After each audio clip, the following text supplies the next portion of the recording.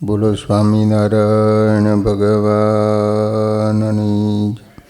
શ્રી હરિકૃષ્ણ મહારાજની, શ્રી રાધા કૃષ્ણ દેવન, શ્રી નરનારાયણ દેવની, શ્રી લક્ષ્મીનારાયણ દેવની જય.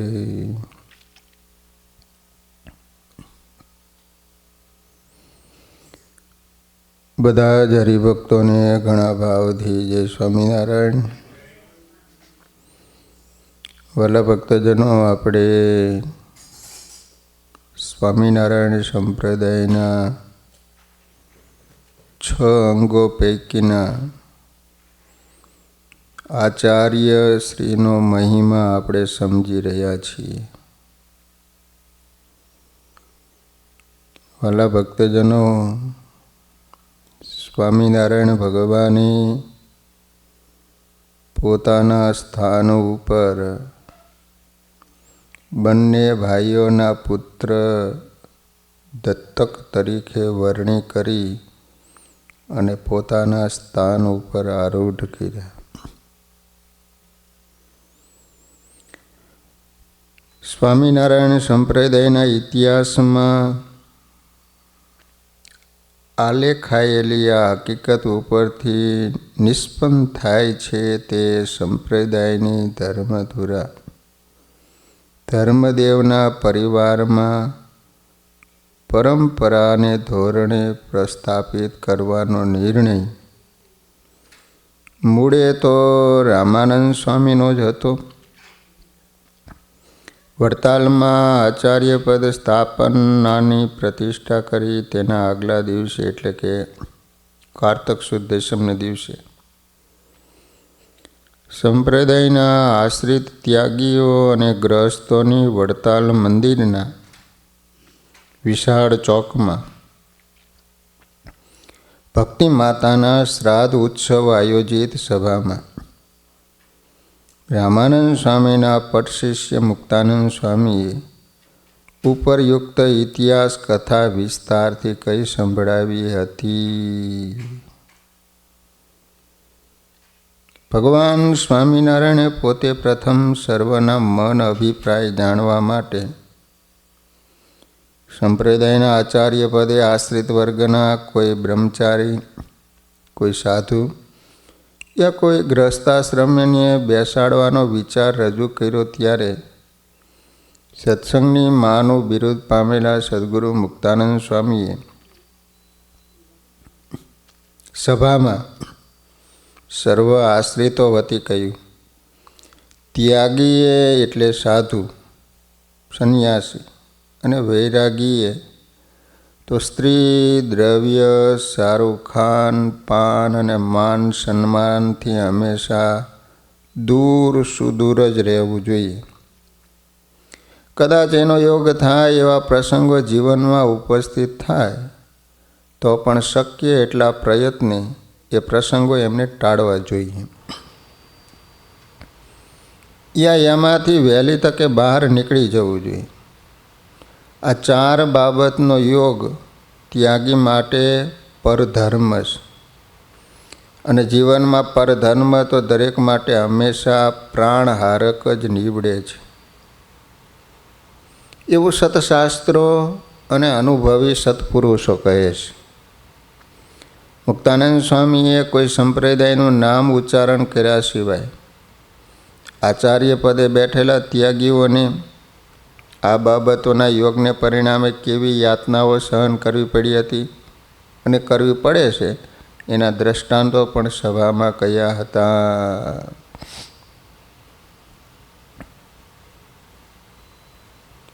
જ્યારે ભગવાન શ્રી હરિએ ભર સભામાં પ્રશ્ન કર્યો કે મારા સ્થાને કોને આરૂઢ કરવા,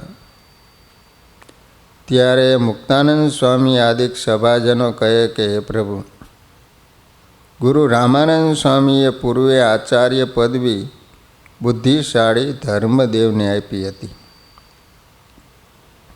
હે સ્વામીન, તમે રામાનંદ સ્વામી પાસે આવ્યા ત્યારે રામાનંદ સ્વામીએ આચાર્ય પદ ધર્મદેવના પુત્ર જાણીને તમને આપ્યું.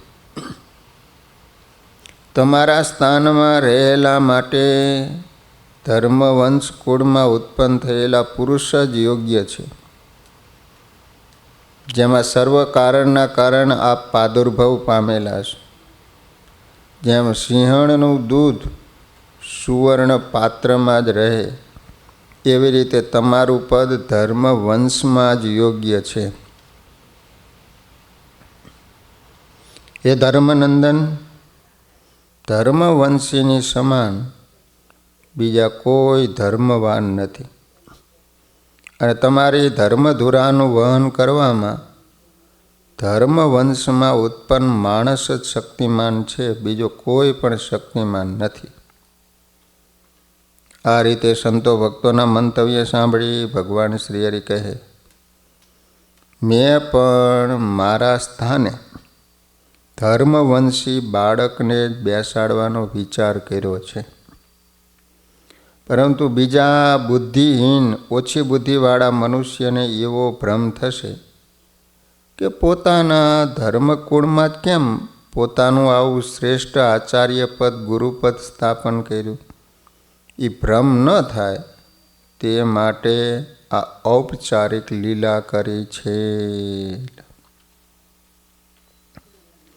આ રીતે 10મીની સભા પછી ધર્મવંશ કુળમાંથી જ આચાર્ય પદ માટે કોઈ પુરુષની વરણી કરવાનો એક વિકલ્પ ખુલ્લો રહ્યો હતો. બીજે દિવસે એકાદશીના રોજ ભગવાન શ્રી હરિએ પ્રથમ પિતા ધર્મદેવનો જન્મોત્સવ ખૂબ ધામધૂમથી વિધિપૂર્વક ઉજવ્યો. આ હકીકતને સુજ્ઞજનોએ હંમેશા ધ્યાનમાં રાખવી ઘટે કે સંપ્રદાયના આચાર્ય પદની પ્રતિષ્ઠા શ્રીજી મહારાજે ધર્મદેવના જન્મોત્સવના પાયા ઉપર કરેલી છે. એ પછી શ્રી લક્ષ્મીનારાયણના મંદિરના આંગણામાં સ્વર્ગમાં સુધર્મા નામની દેવસભાની જેમ સાંજના સમયે મોટી સભા થઈ, જેમાં હાલ જ્યાં આરસનો ઓટો છત્રી છે ને તે જગ્યાએ ગાદી તકિયાવાળી એક મોટી પાટ ઉપર ભગવાન સ્વામિનારાયણ બિરાજમાન થયા. પાટની પાસે મોટા ભાઈ રામ પ્રતાપજી અને નાના ભાઈ ઈચ્છારામજી પોતાના પુત્રો સાથે બેઠા હતા. સભામાં એક બાજુ ત્યાગીઓ, એક બાજુ ગ્રસ્ત હરિભક્તો બેઠા હતા. ત્યાંથી થોડે અંતરે દૂર એક બાજુ સ્ત્રી ભક્તો બેઠા હતા.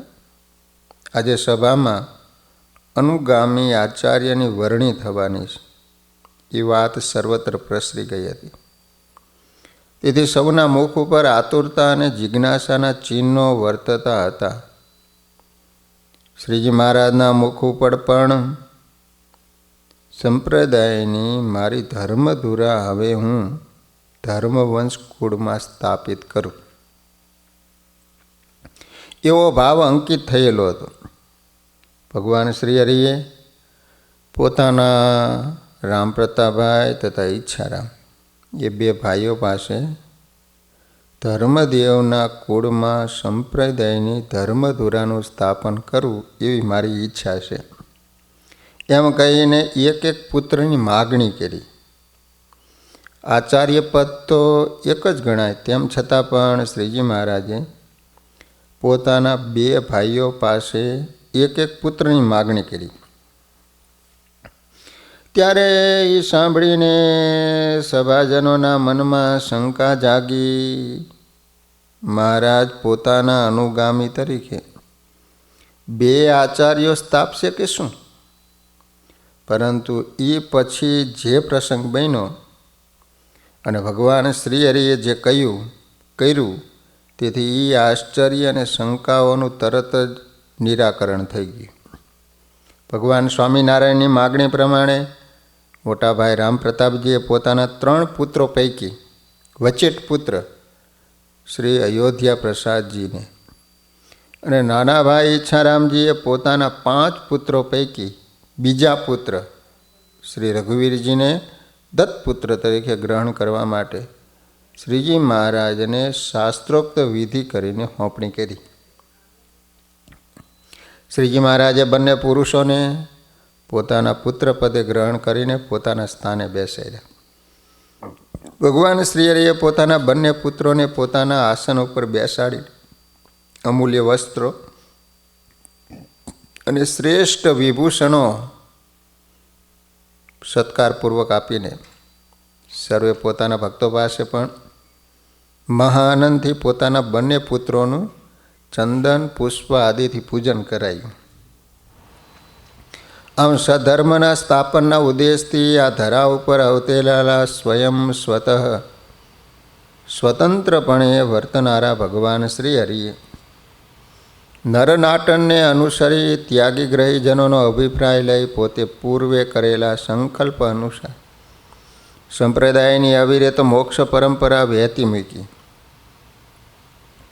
પછી આચાર્ય પદે નવ પ્રતિષ્ઠિત પરમ પૂજ્ય આચાર્ય શ્રી અયોધ્યા પ્રસાદજી મહારાજ, પરમ પૂજ્ય ધર્મધુરંદર આચાર્ય શ્રી રઘુવીરજી મહારાજ અને સભાજનોને ઉદ્દેશીને શ્રીજી મહારાજ ધીર ગંભીર સ્વરે બોલ્યા, હે પુત્રો, હે ભક્તજનો, મેં પૃથ્વીમાં અનેક મોટા મંદિરો કરાવેલા છે તથા સર્વે મંદિરોમાં તે મંદિરમાં રહેલા અર્ચા અવતારોની પૂજાનો પ્રવાહ નિરંતર ચાલે તે માટે ક્ષેત્ર, બગીચા વગેરે આજીવિકાઓ કરાવેલી છે. તે મંદિરોમાં 2 મંદિરો મુખ્ય છે. એમાં એક શ્રીનગરમાં એટલે અમદાવાદમાં નરનારાયણનું જે મંદિર છે અને બીજું આ વૃત્તાલયમાં લક્ષ્મીનારાયણનું જે મંદિર છે. તે બંને મંદિરોના મધ્ય વિભાગની પૂર્વમાં કલકત્તા સુધી અને પશ્ચિમમાં દ્વારકા સુધી સમસૂત્ર રેખાના અંતર્ગત પૂર ગ્રામના નામ લખવાપૂર્વક કરેલા વિભાગથી ભારત નામનો ખંડ દેશ મેં 2 પ્રકારે કલ્પેલો છે. તે નામથી આ નરનારાયણના દેશનો વિભાગ, આ લક્ષ્મીનારાયણ દેશનો વિભાગ એમ 2 સંજ્ઞાથી કહેવાય છે. આ દક્ષિણ ખંડમાં જનોએ પુણ્ય પ્રાપ્તિને માટે આપેલું જે ધન, ધાન્ય, વસ્ત્ર આદિ વસ્તુ તે લક્ષ્મીનારાયણનું છે. આ પ્રકારે ઉત્તરખંડમાં પણ જનોએ ધર્મ માટે આપેલું ધન, ધાન્ય આદિ વસ્તુ હોય એ તો નરનારાયણનું છે. આ પ્રમાણે મેં મર્યાદા બાંધી છે ઉત્તર અને દક્ષિણ. એક ખંડમાં મારા આશ્રિતજનોના ગુરુપદને મેં ધર્મના રક્ષણ માટે તમને બંનેને જુદું જુદું આપ્યું છે. ઉપરોક્ત જણાવ્યા પ્રમાણે સ્પષ્ટતા કર્યા પછી શ્રીજી મહારાજે સુકાનંદ મુનિ પાસે 2 પત્રિકાઓ કહેતા ચિઠ્ઠીઓ લખાવી. તેમાં એક પત્રિકા ઉપર શ્રી નરનારાયણ દેવ અને બીજી પત્રિકા ઉપર શ્રી લક્ષ્મીનારાયણ દેવ નામ લખાયું. પછી બંને પત્રિકાઓ ભેગી કરીને પોતાના આસન સામે સભામાં વચ્ચે એક પાત્રમાં મુકાવી અને પાત્ર પોતાના હસ્તકમળમાં રાખી એમાંથી 9 પ્રતિષ્ઠિત આચાર્યોને એક પત્રિકા ઉપાડવાની આજ્ઞા કરી. તે સમયે બંને ભાઈઓ જુદા જુદા એક પત્રિકા ગ્રહણ કરતા હતા. પત્રિકા ગ્રહણ કરીને પોતપોતાની પત્રિકામાં આકુળતાએ રહિત શ્રી નરનારાયણ નામના અને શ્રી લક્ષ્મીનારાયણ નામના ભગવાનનું નામ જોતા હતા. રઘુવીરે તો લક્ષ્મીનારાયણની પત્રી પ્રાપ્ત કરી અને અયોધ્યા પ્રસાદે નરનારાયણની પત્રી પ્રાપ્ત કરી, ચિઠ્ઠીઓ લખાવી. પછી બંને આચાર્યશ્રીએ એક પત્રિકા ગ્રહણ કરી. તેમાં શ્રી નરનારાયણ દેવ નામવાળી પત્રિકા પરમ પૂજ્ય ધર્મધુરંદર આચાર્ય શ્રી અયોધ્યા પ્રસાદજી મહારાજને પ્રાપ્ત થઈ અને શ્રી લક્ષ્મીનારાયણ દેવ નામવાળી પત્રિકા પરમ પૂજ્ય ધર્મધુરંદર આચાર્ય શ્રી રઘુવીરજી મહારાજને પ્રાપ્ત થઈ. અને ત્યાર પછી ભગવાન શ્રી હરિએ સભાજનો પ્રત્યે કહ્યું, આ જ દિવસથી આરંભીને મેં બંને આચાર્યોને તમારા ગુરુપદે સ્થાપન કર્યા છે. એમાં જે નરનારાયણ દેશના આશ્રિતો હોય તે અયોધ્યા પ્રસાદજીના શિષ્યો છે, અને લક્ષ્મીનારાયણ દેશના આશ્રિતો હોય તે રઘુવીરજીના શિષ્યો છે. પછી શ્રીજી મહારાજે દૂર સ્ત્રી ભક્તોની સભામાં બેઠેલા શ્રી અયોધ્યા પ્રસાદજી મહારાજના ધર્મપત્ની સુનંદાબાઈ અને રઘુવીરજી મહારાજના ધર્મપત્ની વીરજાબાઈ, એમને અનુક્રમે શ્રી નરનારાયણ દેવના દેશના અને શ્રી લક્ષ્મીનારાયણ દેવના દેશના સ્ત્રી ભક્તોના ગુરુ તરીકે સ્થાપિત કર્યા. અને જેવી રીતે સભામાં પુરુષ આશ્રિત વર્ગે બંને આચાર્યોની પૂજા કરી, એ પ્રમાણે એ બંનેની પૂજા કરવાની સ્ત્રી ભક્તોને આજ્ઞા કરી. પછી ભક્તજનોને ઉપદેશ આપતા શ્રીજી મહારાજે કહ્યું, હે ભક્તજનો, ધર્મવંશમાં થયેલા બંને મારા પુત્રો ધર્મદેવની માફક માનવા, પોતાની શક્તિ પ્રમાણે અન્ન, વસ્ત્ર, ભૂષણ, ધન આદિથી સેવા કરવા યોગ્ય છે. આ મારા બંને પુત્રો તથા આ વંશમાં થનારા ગુરુપદમાં રહેલાઓનો આશ્રય જે કરશે તે ભક્તોને હું દેહાંતે મારા ધામમાં લઈ જઈશ. સત્સંગી જીવન ચોથા પ્રકરણની અંદર 40ના અધ્યાયમાં 38 અને 39 શ્લોકમાં સતાનંદ સ્વામીએ આ રીતે લખ્યું છે.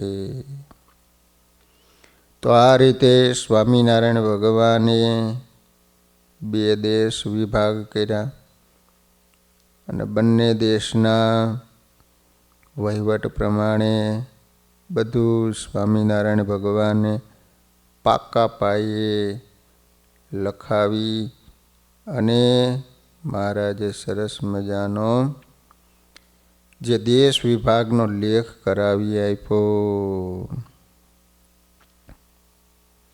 અને મહારાજે પછી વાત કરી કે મેં તમો બંનેને આ મંદિર આદિ અર્પણ કર્યા છે, તે પોતાના પ્રતાપથી સંપાદન કરેલા છે. માટે આ મેં અર્પણ કરેલા અર્થમાં પિતા ધર્મદેવનું કે આ ભાઈ રામપ્રતાપ અને ઈચ્છારામ બંનેમાંથી કોઈનું પણ એના માલિકીપણું નથી જ. મને બદ્રીપતિ ઋષિ નારાયણની માફક તપપ્રિય નૈષ્ટિક બ્રહ્મચારી જાણો. પોતાના ધામથી આ લોકમાં પોતાની ઈચ્છાથી આવેલો છું, ફરીથી પણ સ્વધામમાં જઈશ એમ જાણો જ. મારે જેને આપવાની ઈચ્છા હતી એને મેં સ્વતંત્રપણે મારું આ પૂર્વે કહેલું આપ્યું. માટે મારા આપેલામાં કોઈનો પણ તમારા ભાઈઓ વગેરેનો ભાગ નથી. જે મંદિરો છે એ એમના પણ ન કહેવાય, દેવના છે. જે કાંઈ પ્રોપર્ટી છે મહારાજ કહે છે કે તમારા ભાઈઓ હોય એનો પણ આમાં ભાગ નથી. તમારા બંનેના ઘણા પુત્રો થાય તો પણ ગુરુપણાના સ્થાનમાં ગુણી એક પુત્ર સ્થાપવો. આચાર્યને ગમે એટલા દીકરાઓ હોય પણ ગાદી ઉપર તો ગુણવાન હોય એવા દીકરાઓને જ બેસાડવો. આ ગુરુતાના પદમાં પુત્રની સ્થાપનામાં મોટો પુત્ર જ સ્થાપવો આવો નિયમ નથી, પરંતુ પુત્રોમાં જે ગુણવાન હોય એની સ્થાપના કરવી. જે પુત્રમાં ધર્મનિષ્ઠ જનો પ્રત્યે પ્રીતિ હોય, જે પુત્ર પોતાના આશ્રિત જનોના ધર્મનું રક્ષણ કરવામાં સમર્થ હોય, પોતાના ઉદ્ધવ સંપ્રદાયમાં કહેલા ધર્મમાં નિષ્ઠાવાળો હોય, તે પુત્ર ગુરુતાના પદમાં સ્થાપન કરવા યોગ્ય થાય. જો પોતાનો પુત્ર એવા લક્ષણયુક્ત ન હોય ત્યારે તો મારી માફક દત્તવિધિથી ધર્મવંશના બીજા ભાઈના પુત્રને પોતાના પુત્રપણે સ્વીકાર કરીને ગુરુતા પદમાં સ્થાપન કરવો. આવો ગુણવાન દીકરો ન હોય તો બીજા ધર્મવંશમાંથી કોઈનો દીકરો લઈ દત્તક તરીકે અને ગુરુપદે સ્થાપન કરવો.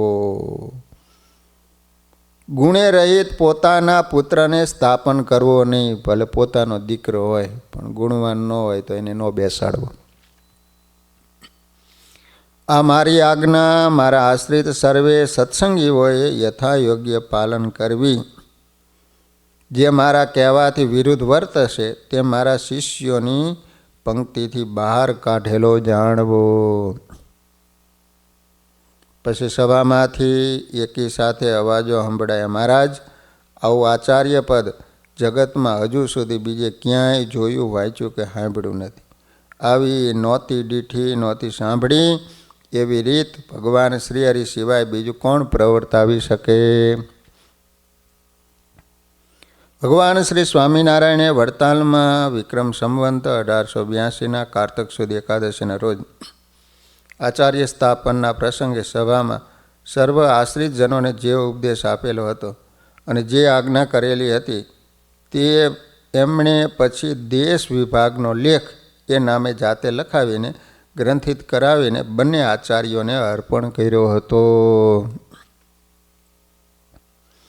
શ્રી સ્વામિનારાયણ સંપ્રદાયના આચાર્ય પદના પ્રતિષ્ઠા ઉત્સવની પૂર્ણાહુતિ શ્રીજી મહારાજે વિક્રમ સંવંત 1882 કારતક સુદ પૂનમના રોજ ભક્તિ માતાનો જન્મોત્સવ ઉજવીને કરી હતી. મુમુક્ષુ જીવાત્મા જ્યારે ધર્મનું યથાર્થ પાલન કરતો થાય ત્યારે એને સદગુરુની પ્રાપ્તિ થાય અને સદગુરુના વચનોમાં વિશ્વાસ રાખીને નિષ્કામ ભાવે જ્યારે એ શ્રેયો માર્ગે આગળ વધે ત્યારે એના અંતરમાં પરાભક્તિ ઉદય પામે. અને જ્યારે આમ ધર્મ અને ભક્તિનો સુભગ યોગ થાય ત્યારે ધર્મ ભક્તિનંદન ભગવાન શ્રી હરિના દર્શન યોગનો એ અધિકારી બને છે.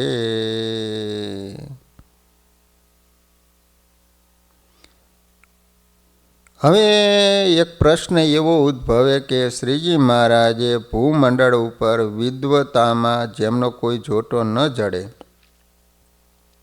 એવા પરમહંસોમાંથી કોઈને પોતાના સ્થાને આરૂઢ ન કરતા ધર્મકુળમાંથી શ્રી રઘુવીરજી મહારાજ અને શ્રી અયોધ્યા પ્રસાદજી મહારાજને કેમ ગાદી ઉપર આરૂઢ કરીને સારાય સંપ્રદાયના આચાર્ય તરીકે સ્થાપ્યા?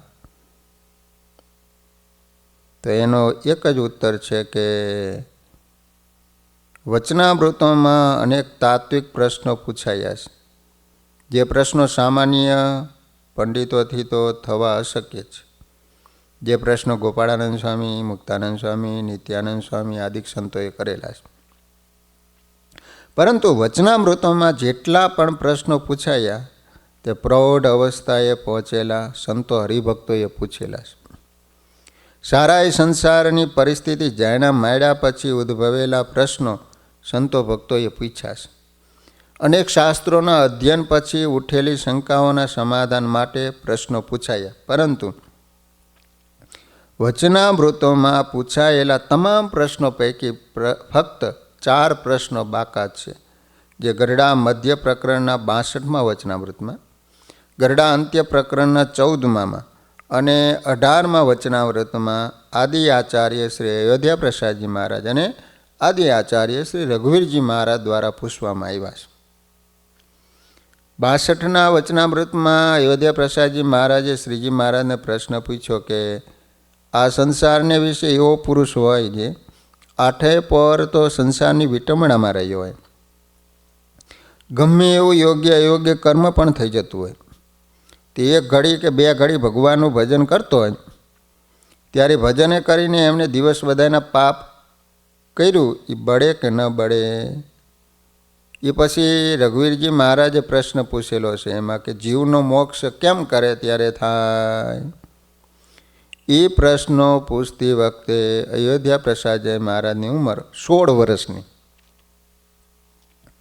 અને રઘુવીરજી મહારાજની ઉંમર 13 વર્ષની હતી. હવે 16 વર્ષના અને 13 વર્ષના કિશોરને આવી મોક્ષની અને ભગવત પ્રાપ્તિની તીવ્ર ઝંખના ભાગ્યે જોવા મળતી હોય અને આવા મોક્ષો ઉપયોગી પ્રશ્નો હૃદયમાં ઉદ્ભવતા હોય છે. કેટલી પરમાત્માને પ્રાપ્ત કરવાની આતુરતા અને ભજન કરવાની ઝંખના હશે ત્યારે આવા પ્રશ્નો આટલી નાની વયે એના અંતરમાં વીઠાય છે. ગરડા અંત્ય પ્રકરણના 14મા વચનામૃતમાં અયોધ્યા પ્રસાદજી મહારાજે પૂછ્યું કે એકની તો બુદ્ધિ ઘણી હોય, શાસ્ત્રમાં પણ બહુ દ્રષ્ટિ પૂગતી હોય, બીજો છે એની તો બુદ્ધિ પણ થોડી હોય, શાસ્ત્રમાં પણ જાજુ જાણતો ન હોય, અને ઘણી બુદ્ધિવાળો હોય સત્સંગમાંથી વિમુખ થઈ જાય, અને થોડી બુદ્ધિવાળો હોય દ્રઢ થકો સત્સંગમાં રહે. એનું શું કારણ છે?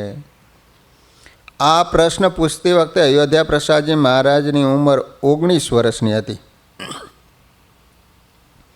ગરડા અંત્ય પ્રકરણના 18મા વચનામૃતમાં રઘુવીરજી મહારાજે પ્રશ્ન પૂછ્યો, જેવી જાગ્રત અવસ્થાને વિશે જીવની સ્થિતિ છે તેવી સ્વપ્ન અવસ્થાને વિશે કેમ રહેતી નથી? આ પ્રશ્ન રઘુવીરજી મહારાજે 16 વર્ષની વયે પૂછ્યો હતો.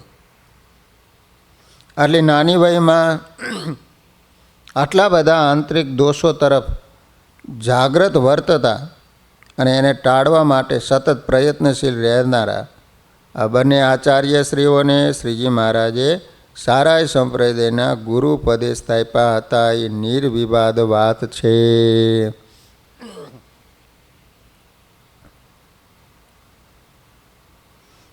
તો આ રીતે સ્વામિનારાયણ ભગવાને બંને આચાર્ય ઉંમરમાં નાના હતા, છતાંય પણ ગુણિયલ હોવાને કારણે પોતાના સ્થાન ઉપર ગુરુ તરીકે સ્થાપ્યા.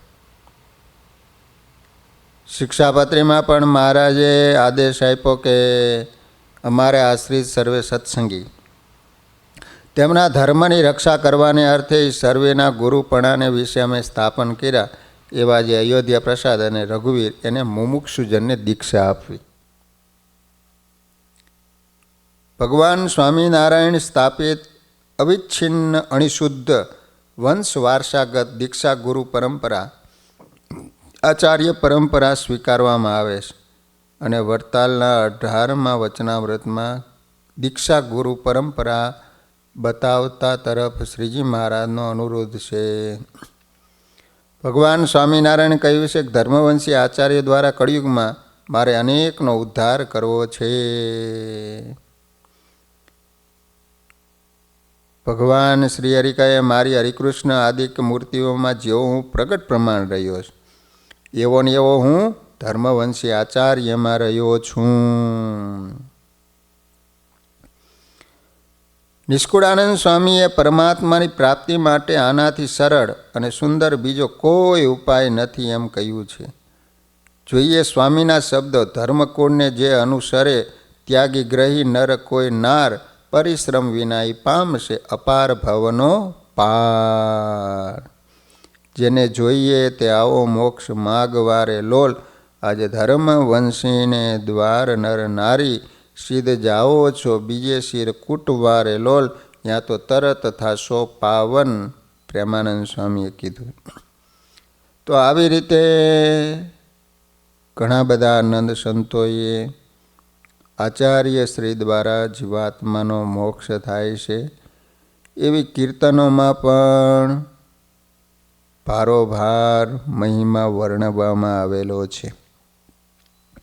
વહાલા ભક્તજનો, શ્રીજી મહારાજ સ્વયં કહે છે, મેં પોતે ધર્મવંશમાં જન્મેલા, દત્તવિધિથી પુત્રપણાથી સ્વીકારેલા એવા અયોધ્યા પ્રસાદજી મહારાજ અને રઘુવીરજી મહારાજ આ બંને પુત્રોને મારું ગુરુપદ આચાર્યપદ સમ્યક પ્રકારે આપેલું છે એમ જાણવું.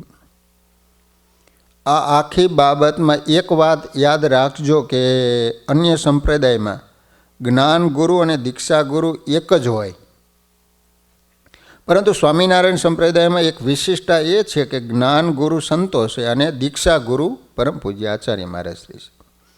જ્ઞાન ગુરુઓ ભગવાન સ્વામિનારાયણની આજ્ઞાનું પાલન કરતા કરાવતા થકા શુદ્ધ સર્વોપરી ઉપાસનાનું જતન કરે, અને દીક્ષા ગુરુ પરમ પૂજ્ય આચાર્ય મહારાજ શ્રી ભગવાન સ્વામિનારાયણના દરેક પ્રકારના મૂળભૂત સિદ્ધાંતોને જાળવે છે. આ રહસ્યને હંમેશાને માટે યાદ રાખજો, તો તમે ક્યારે થાપ નહીં ખાઓ. અન્યથા લોંગ કોટનું એક જ બટન ઊંધું દેવાય તો બીજા બધા બટનો ખોટા દેવાય છે. આ વાતને સૌ કોઈ જાણે છે. તો આ રીતે જ્ઞાન ગુરુ અને દીક્ષા ગુરુ, તો તો જ્ઞાન ગુરુ સંતો હોય છે અને દીક્ષા ગુરુ આચાર્ય મહારાજ છે. તો આ રીતે સ્વામિનારાયણ સંપ્રદાયના મૂળિયા પાતાળ સુધી પહોંચાડવા માટે અને એની શાખાઓને આસમાન સુધી અંબાડવા માટે શ્રીજી મહારાજની દિવ્ય અલૌકિક પરંપરાના પરમ પૂજ્ય ધર્મધુરંધર આચાર્ય મહારાજ શ્રીઓ રાત્રિ દિવસ એક કરી પુરુષાર્થ કરે છે. એમના દીક્ષિત સંતોએ પણ ગામડે ગામડે ખૂંદી, ભૂખ, તરસ, માન, અપમાન અનેક પ્રકારના કષ્ટોને સહન કરીને પણ તેમજ હરિભક્તોએ પોતાના ભૌતિક સુખનો ત્યાગ કરીને કળિયુગની ભયાનક હોનારતોમાં પણ શ્રી સ્વામિનારાયણ સંપ્રદાયના વડલાને લીલો રાખ્યો છે અને એની ઊની આંચ પણ આવવા દીધી નથી. સ્વામિનારાયણ સંપ્રદાય શુદ્ધ ઉપાસના ભક્તિનો સર્વોપરી સંપ્રદાય છે. એમાં ઘણા કારણોમાંનું બીજું કારણ એ છે કે સ્વામિનારાયણ સંપ્રદાયમાં સ્ત્રી ભક્તોના ગુરુ વિદ્યમાન પરમ પૂજ્ય આચાર્ય મહારાજ શ્રીના ધર્મપત્ની થઈ શકે. અર્થાત સ્ત્રી ભક્તોના ગુરુ સ્ત્રી ભક્ત છે. તો સ્વામિનારાયણ સંપ્રદાયની અંદર અશુદ્ધ પરંપરા સ્વામિનારાયણ ભગવાને બાંધી આપીશ કે બહેનોના ગુરુ બહેનો જ હોવા જોઈએ. તો આચાર્ય મહારાજ શ્રીના ધર્મપત્ની બહેનોના ગુરુ તરીકે સ્થાપ્યા. તો આ રીતે સ્વામિનારાયણ સંપ્રદાયના બંધારણ પ્રમાણે આચાર્ય શ્રી કેવળ પુરુષ ભક્તોના ગુરુ બની શકે અને આચાર્ય પત્ની જે પરમ પૂજ્ય માતુશ્રી ગાદીવાળાશ્રી એમ કેવળ સ્ત્રીના જ ગુરુ બની શકે. સ્વામિનારાયણ સંપ્રદાયના સંસ્થાપક સર્વાવતારી સ્વામિનારાયણ ભગવાને સ્વયં પોતપોતાના ત્યાગી અને ગ્રહસ્થ તમામ આશ્રિતો માટે ગુરુની નિયુક્તિ કરેલી છે. વિશ્વના તમામ સંપ્રદાયો કરતાં શ્રી સ્વામિનારાયણ સંપ્રદાય અનોખી ભાત દર્શાવે છે. કારણ કે શ્રી સ્વામિનારાયણ સંપ્રદાયમાં ગુરુ એ એક સ્વયં પરમાત્માની દેણ છે. શ્રી સ્વામિનારાયણ સંપ્રદાય સર્વોપરી છે. એના ઘણા કારણોમાંનું એક કારણ છે કે સ્વામિનારાયણ સંપ્રદાયમાં સ્ત્રી ભક્તોના ગુરુ વિદ્યમાન પરમ પૂજ્ય આચાર્ય મહારાજ શ્રીના ધર્મપત્ની થઈ શકે. અર્થાત સ્ત્રી ભક્તોના ગુરુ સ્ત્રી ભક્ત જ છે. આ સર્વાવતારી સ્વામિનારાયણ સંપ્રદાયનું અજોડ અને અદ્વિતીય બંધારણ છે અને કોઈ સંપ્રદાયમાં જોવા મળતું નથી. તો વાલા ભક્તજનો, આ રીતે સ્વામિનારાયણ સંપ્રદાયના 6 અંગો પૈકી આચાર્ય મહારાજ શ્રીનો મહિમા સમજ્યા. હવે આવતીકાલથી સંત મહિમા સમજીશું. સહજાન સ્વામી મહારાજની